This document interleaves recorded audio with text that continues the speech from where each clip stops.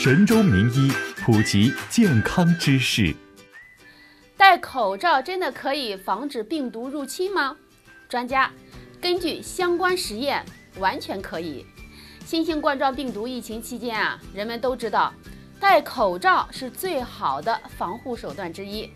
为了自己和他人的安全，请少出门、少见人，戴口罩、勤洗手、多喝水。那戴口罩到底能不能防止新冠病毒呢？一直都说没有任何的数据，现在真的是有一个临床实验的结果了。但是这个结果我们还是需要谨慎的进行解读的。那近日，丹麦公布了一个戴口罩防新冠的临床实验，这也是一个有对照的临床实验，招募了大约6000名，每天需要在户外活动至少3个小时的人，随机分为2组，一组则为对照组，只要求户外活动时保持社交的距离，另外一组则是为口罩组，除了保持社交距离之外还要求佩戴口罩。口罩组的测试者收到的50个外科的口罩。实验进行了1个月，总共有4862人完成了实验。经过相关的统计数据发现，对照组有53人感染，感染比例则为2.1%，口罩组则为有42人感染，感染的比例为1.8%。从上面的结果来看，口罩组的感染比例有所降低，减少了0.3个百分点，感染风险则降低了15%。但是因为这个幅度真的是太小了，降低的效果也并不是特别的明显，所以有的人看到了这个结果，或许就会说戴口罩可能会有用，但是也没有多大的作用。难道真的是这样的吗？如果我们仔细的看一下这个临床实验的数据能发现一个反转，因为评判是不感染的标准还是有一定的问题的。口罩的保护效果真的是被大大的低估了，主要还是需要看您说的口罩到底是什么样的口罩，病毒到底是什么样的一种病毒。口罩的过滤功能主要是还要看其孔径的大小，孔径则越小，过滤的越严格。所以在不同功能上面和不同型号的口罩，比如防尘口罩、防癌口罩以及医用口罩等等。医用口罩还可以分为外科的口罩、N95 口罩以及 KN95 口罩等等。我国国内是 KN95 口罩，其实这也是 N95 的一样的检测手法。2009年8月1日的时候开始执行的国际 GB2626-2006 呼吸防护用品窒息过滤式防颗粒物呼吸器，可以将防尘口罩分为3个等级， KN90、KN95 以及 KN100，过滤效率分别为90%、95%及99.97%。KN90 对于0.07微米以上的非油性颗粒物过滤效率大于90%。KN95 对于0.07微米以上的非油性颗粒物过滤效率则大于95%。KN100 对于0.075微米以上的非油性颗粒过滤效率则大于99.97%。KN95 则是美国标准42 CFR84 之中所规定的一种级别，与 KN95 的技术要求测试方法等都基本上是一致的，只是分属于不同国家的标准而已。而且根据相关的研究数据表明新型冠状病毒的直径是在0.1到0.3毫米，但是可能也和人是一样的，也有更小的病毒个体。当然有没有感染病毒，实验的标准也是只需要满足下列的一些条件之中的任何一个就可以了：抗新冠病毒抗体阳性、核酸阳性，医院根据相关症状诊断为新型肺炎。上述实验之中出现的是总共是95名感染者，90%其实都是因为抗体阳性从而做出的诊断，这就是隐藏着一个非常巨大的问题了。抗体阳性也并不是一个公认的感染的诊断标准，因为抗体的检测非常容易出现假阳性。但是很多没有感染的人抗体检测也会出现阳性的结果。从这个数据上面来看抗体阳性的比例为1.3%到1.5%左右，这也是一般抗体检测的假阳性的范围。如果真的采用一个公认的标准，比如疫苗临床实验的标准，主要是以核酸检测为准，那到底会是什么样的结果呢？根据核酸的检测对照组有5人受到了感染，感染的比例为0.2%，口罩组没有人感染，感染的比例为0%，口罩的保护力可以说是已经达到了100%了。即便是将只出现新冠肺炎临床症状，没有核酸检测结果的人数给考虑进去，口罩的保护几率也有66%左右。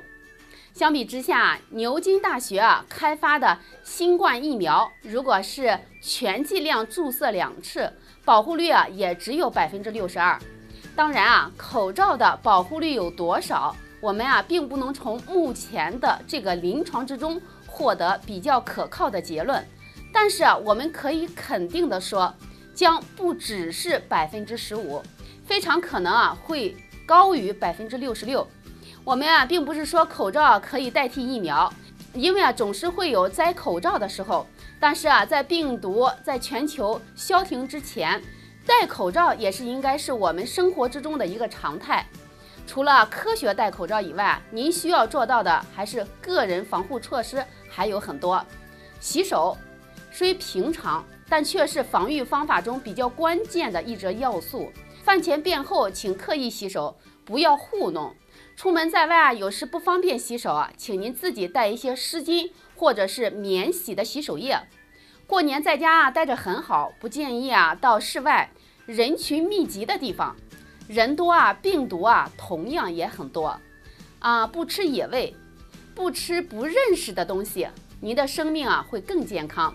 一旦发热，请立刻到正规的医院发热门诊进行诊疗，别耽误时机。口罩太过平常的一件生活物品，但它却有着不平凡的意义。常戴口罩无疑是对病毒的第一道防护。预防新型冠状病毒肺炎保护身体健康，请您全方面下手。希望您和您的家人可以平安地度过这个特殊的时间段，安康幸福。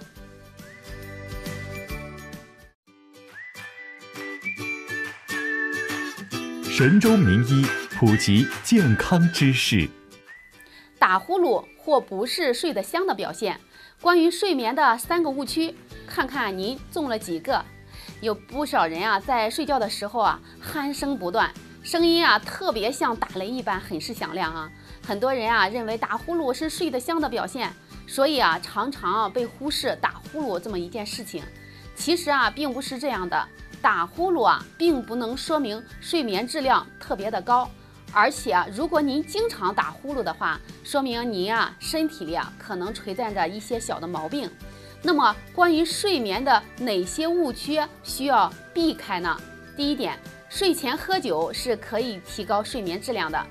很多人关于睡眠的误区还没有避开，有可能会带来影响，特别是认为睡觉前喝酒能够提高睡眠质量，这个误区也会让人身体受到伤害。很多人本身就嗜酒如命，对酒精的依赖作用强，没有喝酒的情况下就会浑身难受，因此习惯在睡觉之前就要饮酒。饮酒之后呢，酒精依赖作用得到改善，睡眠质量就会有所提高。这也就导致很多人认为睡前喝酒是可以达到安神助眠的功效的。其实本身酒精饮品没有这种作用的。如果经常需要喝酒才能够安稳的入睡的话，说明身体已经对酒精过度依赖了，这是一种非常不健康的一种标志。而且呢，酒精摄入过多容易麻痹人的大脑神经，引发某些的病症，这就无法维持健康的状态。第二点呢，就是睡觉时打呼噜是睡得香。生活中有部分人在睡觉过程中总是打呼噜，很多人认为睡觉时打呼噜真的是属于睡得香的表现。其实啊，睡觉时打呼噜啊是身体不健康的标志。很多人啊出现了睡眠呼吸道暂停综合症，在影响之后啊，睡觉时啊就会有打呼噜的表现，这是身体啊存在健康问题可能发出的信号。因此啊，并不能认为睡觉时打呼噜啊就是睡得香。如果啊经常性有睡觉时打呼噜的表现啊，应该及时的调节身体，恢复到健康的状态，这样呢才能够避免睡觉时啊不断的打呼噜声啊带来负面影响。第3点呢，就是睡眠时间啊越长越好。关于啊睡眠的误区啊还有很多，很多人啊认为啊睡眠时间啊越长越好，因为现在很多人啊都讲究睡眠时间啊要充足。其实啊睡眠时间啊并非是越长越好的。如果啊长时间啊处于一个睡眠的状态当中啊，基本上白天啊没有过多的活动量，就有可能还会导致某些疾病的发生。这样啊肥胖啊慢性疾病啊就会出现的概率啊会明显的增高。因此啊关于睡眠的误区啊还是需要避开的啊，不能够啊认为越长时间啊睡眠越好。成年人啊每天的睡眠时间啊控制在7到8个小时即可，这样呢就可以啊满足身体的需求，维持一个健康的身体状态。打呼噜呢都是由哪些原因造成的呢？首先第一点呢就是肥胖。如果啊体型过于肥胖的话，会比正常人啊更容易出现睡觉打呼噜的状况。因为啊肥胖的人啊颈脖处啊都有存在较厚的脂肪，会让人体的呼吸道啊变窄不少。在睡觉呼吸时啊，气体啊通过呼吸道的时候就很容易发出声响，而且啊身体肥胖会加重对机体的负担，更容易导致打呼噜。所以呢，这也是为什么在生活中啊肥胖的人啊睡觉时啊总会不自觉的打呼噜的原因。